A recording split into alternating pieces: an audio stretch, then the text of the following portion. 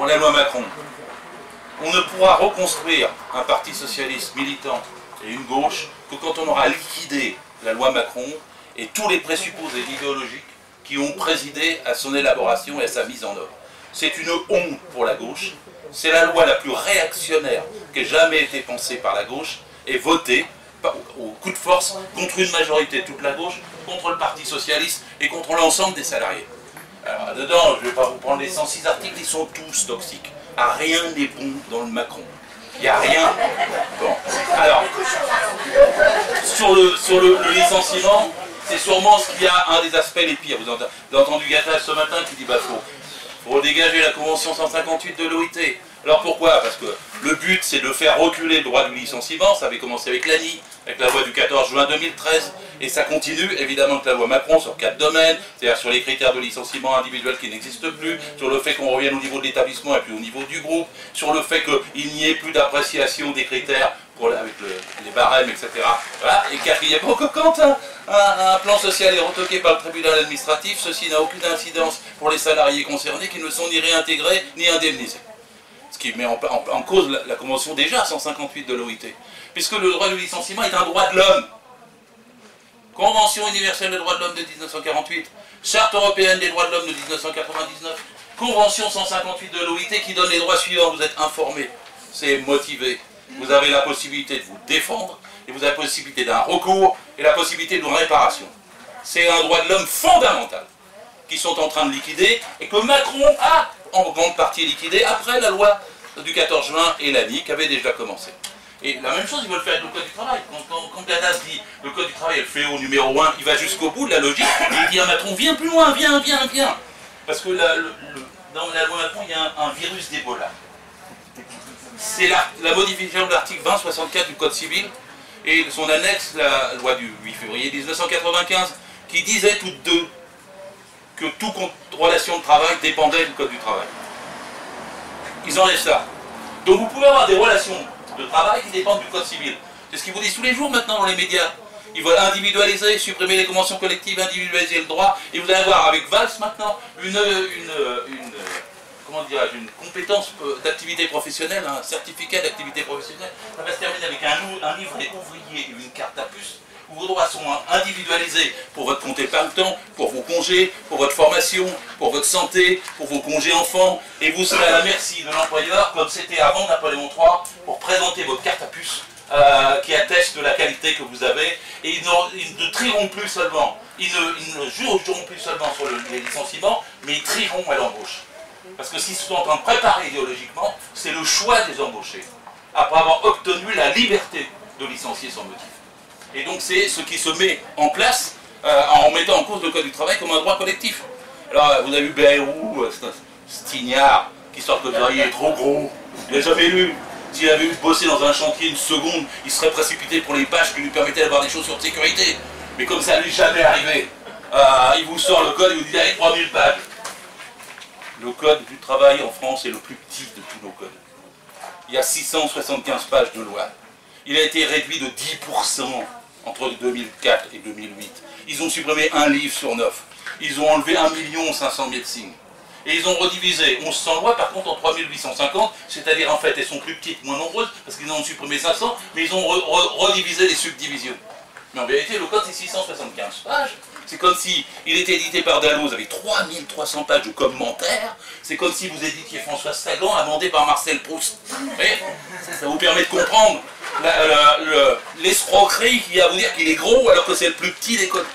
Il n'est pas plus gros, même avec les commentaires d'ailleurs, que le code de la sécurité sociale, que le code du commerce, que le code pénal, que le code civil. Pourquoi ils s'acharnent sur un code? Parce qu'ils en veulent plus. Parce qu'ils veulent un droit civil où il n'y ait plus, tu l'as fort bien dit, de contrepartie à la subordination. Parce que si on est subordonné, c'est la caractéristique du contrat, en échange, on a des contreparties. Et idéologiquement, Cazeneuve l'avait dit, comment l'entreprise n'est plus un lieu d'exploitation? C'est quoi l'entreprise? Un dancing? Mais si une entreprise n'est plus un lieu d'exploitation, elle meurt. Le principe d'une entreprise, c'est d'exploiter le travail et de dégager une plus-value dessus. Sinon, elle met la clé sous la porte. Et quel est le problème? C'est que le salarié cherche à avoir le meilleur salaire possible, il vend sa force de travail, et le patron cherche à l'acheter le moins cher possible pour dégager la plus-value. Nous savons ces règles-là. Et pourquoi y a-t-il un code du travail? C'est pour réguler ça. C'est pour dire dans quelles conditions se fait cet échange. Si vous enlevez ça, vous avez enlevé la subordination, et c'est d'ailleurs pour ça que le MEDEF a fait des colloques. Vous êtes tous assis sur la soumission librement consentie. En anglais, c'est compliance without pressure. Ils ont pris la peine de faire venir des spécialistes pour vous expliquer pourquoi il fallait renoncer à la subordination pour enlever les contreparties. Et c'est ce que Gattaz vous dit depuis hier. Puis le code du travail, un code civil. Bah, forcément, aux États-Unis, il y a un code civil. Vous savez combien il y a de pages dans le code, la partie du code civil qui est consacrée au travail? 36 000. Vous voyez Bayrou sortir les 36 000 pages. Oh, à la télé, il dit regardez, c'est ça qui empêche de travailler. Mais comme il est imbécile, il croit que ça sera mieux avec un code civil et que ça sera moins bien avec le code que nous avons d'aujourd'hui de 675 pages, et on essaie d'entuber tout le monde avec ça. Le code du travail n'est pas compliqué. Et quand il est compliqué, c'est de la faute au patron. Premièrement, c'est un code qui vous dit des choses simples d'ordre public social. Et moi, je suis pour que l'ordre public social soit la même dans une petite, une moyenne, une grande, une très grande, multinationale ou pas. Parce qu'il s'agit des humains. On se battait pour les 3-8. 8 heures de loisirs, 8 heures de travail, 8 heures de repos. Bah, c'est le corps humain. Il a besoin de 8 heures de loisirs, 8 heures de travail, 8 heures de repos. Et quand on dit non, non, on calcule les horaires, ça sera adapté selon l'entreprise, on se fout des humains. Et d'ailleurs, la séparation du ministère de l'économie et du ministère du travail date de 1906. Un siècle d'histoire. Pourquoi avons-nous fait ça à l'époque? Pour dire que le travail ne devait pas être subordonné aux exigences de l'économie. Le droit du travail doit échapper aux exigences de l'économie. Et c'est ce qu'on est en train d'annuler, de supprimer. Un siècle, d'ailleurs on parle de Macron, on va être ministre du travail maintenant. Alors vous avez la contre-révolution totale. Totale. Vous aurez avalé la toux jusqu'à la lie. Et vous aurez après plus de droits pour pouvoir défendre. Alors on dit les 35 heures. Non. Bien sûr les charges sociales, il n'y en a pas. Hein, c'est des cotisations sociales. C'est un salaire brut et un salaire super brut. Et d'ailleurs vous avez qu'à remarquer, ils veulent simplifier. Ils ont un toupet extraordinaire. Le bulletin de paye pour plus qu'on le voit. Hein, parce que vous avez le salaire brut en haut, le salaire net en bas, mais vous avez le détail de vos cotisations. C'est beau un bulletin de paye. Apprenez les gens à le regarder. Ils ont leur cotisation préaffectée pour leur santé, pour leur retraite, pour leur impôt, pour leur chômage, pour leur logement, pour leurs allocations familiales. Alors on va leur faire disparaître les allocations familiales. Il faut bien les faire disparaître.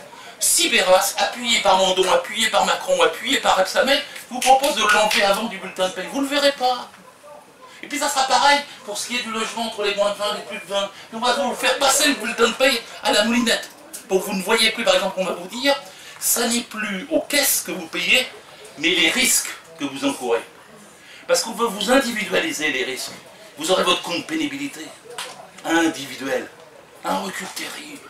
Je suis contre le critère de pénibilité individuelle. Nous avons toujours négocié en convention collective. Je suis contre la liquidation des conventions collectives. Ils appellent ça régime spéciaux comme ils appellent Charles pour vous discréditer. Mais je suis pour un régime spéciaux pour les danseurs du ballet de l'Opéra de Paris.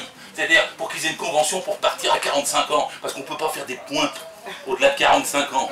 Et on ne va pas distinguer le gars de l'opéra qui a 1 kilo de trop, qui ne peut plus faire de pointe, de celui qui a 1 kilo de moins, qui peut encore en faire, en mesurant si son coude ou si son ménisque peuvent encore tenir.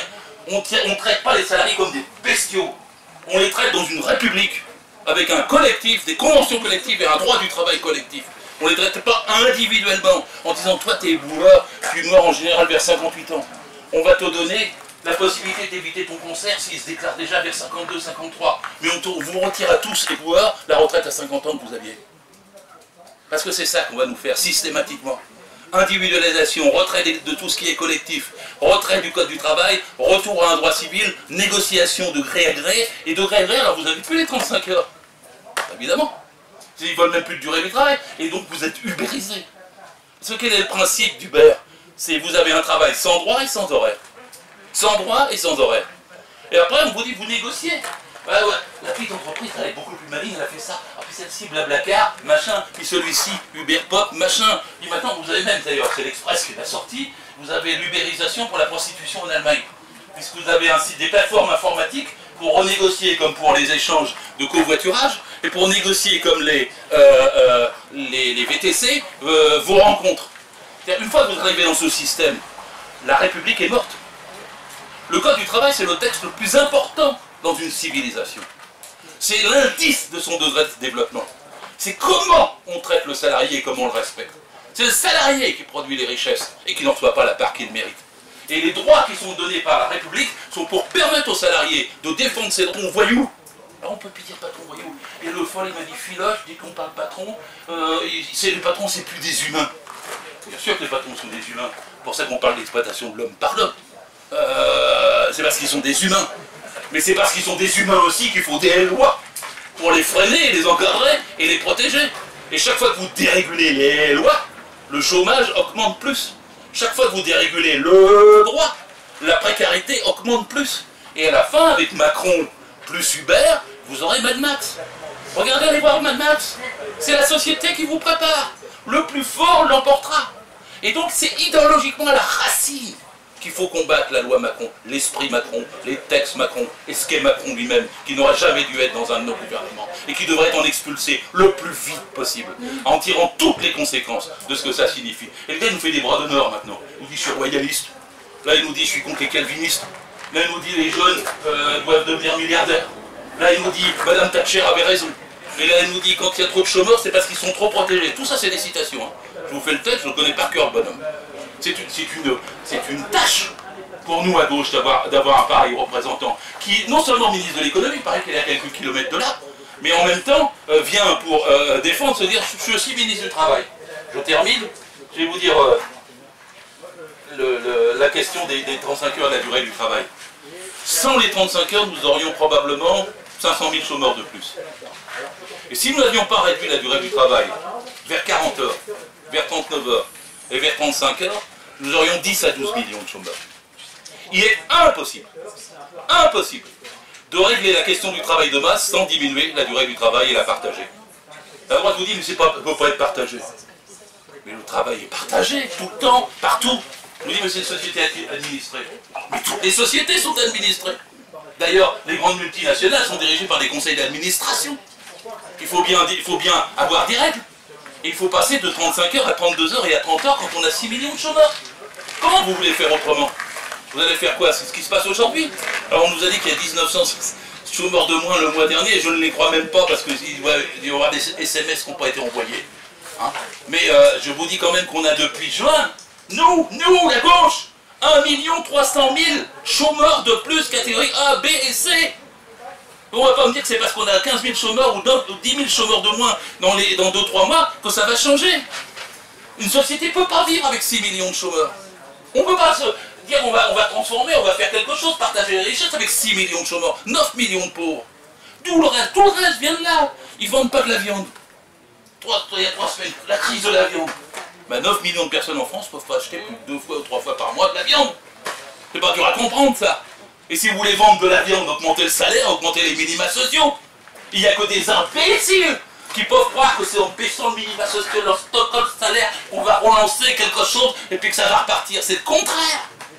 Et c'est en protégeant les gens aujourd'hui qu'on peut faire reculer la précarité. Pas du tout en l'aggravant. C'est quand même extraordinaire. Même en 2 ans pour nous, l'ANI et la loi du 14 juin prévoient de lutter contre les CDD. Tous nos ministres, on lutte contre les CDD, on taxe les CDD. Alors on va faire reculer les CDD. 0,5% de taxe, 1,5% de taxe et 3% de taxe selon les catégories CDD. La plupart d'ailleurs échappant, parce que ça a été très compliqué, à la question. On va faire reculer les CDD. Non, Fax ne s'embête pas. Il dit 3 CDD de suite. Le mec, il y a 2 ans, il disait on va faire reculer les CDD. Tournant à 180 degrés, il dit maintenant je permets qu'il y en ait 3 de suite. Pour les jeunes. Un CPE de 18 mois, où on peut être viré 2 fois en 18 mois. C'est rien d'autre que ça. Quand il y a eu le truc pour les femmes sur le temps partiel, Annie, et puis la loi du 14 juin, oh, on va mettre un plancher de 24 heures pour les temps partiels. Nadia Valo, c'est une avancée pour les femmes, j'ai encore tous les communiqués à vous dire, etc. Que fait la loi Macron? Elle supprime le plancher pour les 24 heures, après que les patrons pendant 2 ans aient refusé de les faire.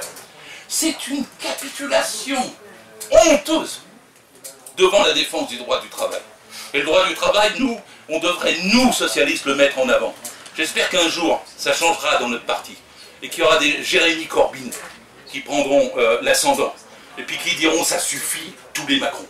Je suis pour Jaurès contre Macron, pour le droit du travail contre Gattaz. Le fléau dans notre pays, c'est le grand patronat. Le grand patronat, ils sont partis. Ce grand patronat, il encaisse l'argent et il sabote. Vous avez qu'à remarquer, le taux d'utilisation des capacités productives est de 70%. Il ne faut même pas tourner leurs machines. Ils n'investissent pas, ils licencient, ils encaissent, ils spéculent, ils nous prennent 41 milliards dans nos besoins sociaux, 9 milliards sur notre sécu, 11 milliards dans les collectivités territoriales, 9 milliards sur le budget, je termine. Ils nous prennent 40 milliards pour rien. Le bilan est totalement négatif, il n'y a même pas l'ombre d'un espoir. Même le président balbutie, je vais baisser les impôts s'il y a croissance. Merde, ça dit une bêtise, il n'y a pas de croissance. Je vais baisser les impôts, quoi qu'il arrive. Ah bah dis pas ça non plus, quoi qu'il arrive, tu sais bien que tu peux pas. Parce que si tu dis en même temps que tu veux baisser les dépenses publiques, tu ne veux pas baisser les impôts, quoi qu'il arrive, en baissant les dépenses publiques, en espérant qu'il y ait de la croissance, ça ne peut pas marcher. Et après il finit par dire je vais baisser les impôts pour les plus modestes. Et ce matin Sapin dit l'impôt sur le revenu est la plus mauvaise chose qui nous soit arrivée depuis 3 ans. Moi je crois que l'impôt sur le revenu, nous républicains on le défendait. Je suis pour l'impôt sur le revenu, progressif et direct. Je suis contre la TVA, indirect et proportionnelle. Et s'il y a quelque chose à baisser, c'est la TVA et pas l'impôt. Donc dans tout ça, on est dans une espèce de situation terrifiante vis-à-vis de laquelle il faut qu'on se révolte. Mais la première des réponses, c'est de rentrer dans le lac à Gattaz et l'ensemble de leurs propositions idéologiques.